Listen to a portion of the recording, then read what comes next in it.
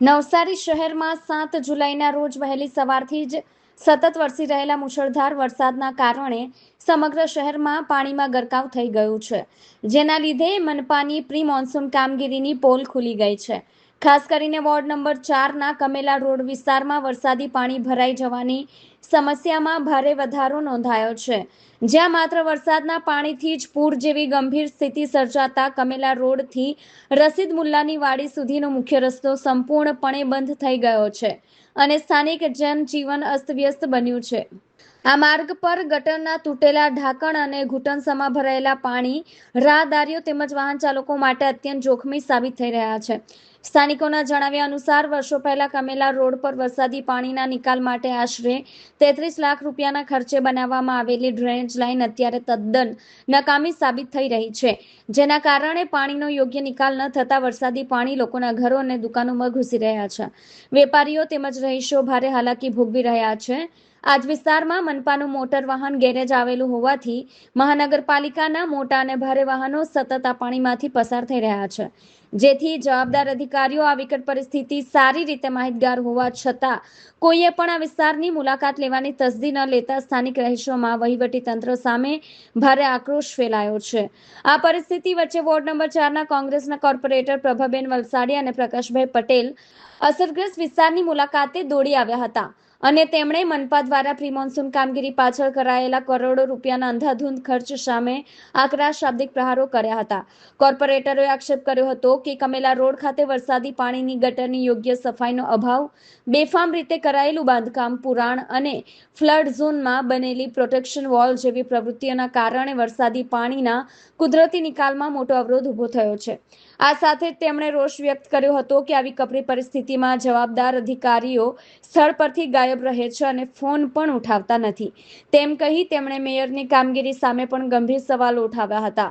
અંતમાં સમગ્ર શહેરમાં વરસાદી પાણી ભરાઈ જવાની સૌથી ગંભીર સ્થિતિ વોર્ડ નંબર 4ના કમેલા રોડ ખાતે જોવા મળી હોય મનપાના મેયર સહિતના તમામ જવાબદાર અધિકારીઓ તાત્કાલિક ધોરણે આ વિસ્તારની રૂબરૂ મુલાકાત લે અને પાણીના નિકાલ માટે યોગ્ય તેમજ કાયમી પગલાં ભરે તે માટે તેઓ મનપામાં રજૂઆત કરીને પૂરતા પ્રયત્નો કરશે તેવી સ્થાનિક રહીશોએ ખાતરી આપી હતી. ઇમરાન મેમણનો રિપોર્ટ, આઝાદ ન્યૂઝ. પ્રભા નરેશકુમાર વલસાડિયા, કોંગ્રેસી સભ્ય, નવસારી મહાનગરપાલિકા.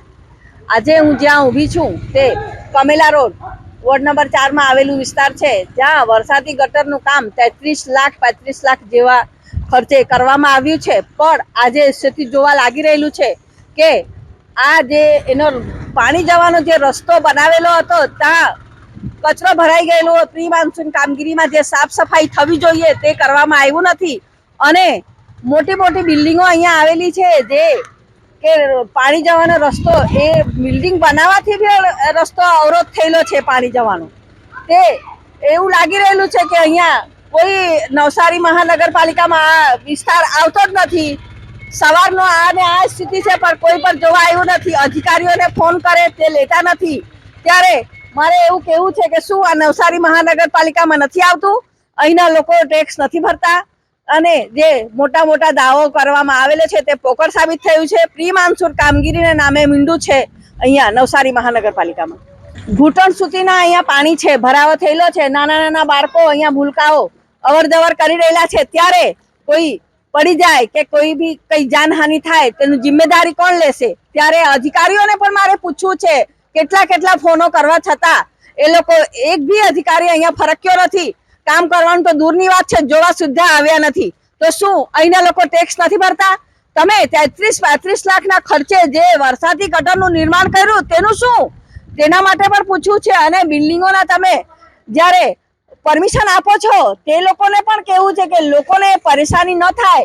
આ પાણીના ઘેરાઓ એ બિલ્ડિંગો બાંધવાથી પણ આ થયેલું છે, કેમ કે જે રસ્તા છે તેનો પાણી જવામાં અવરોધરૂપ નડી રહેલા છે.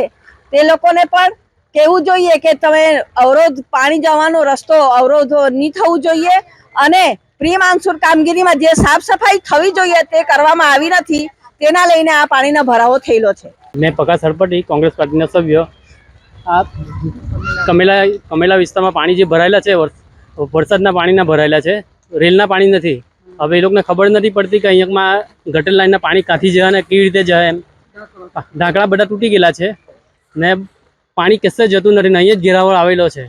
તો આ લોકો તાત્કાલિક આનો નિકાલ લાવવું જોઈએ એમ.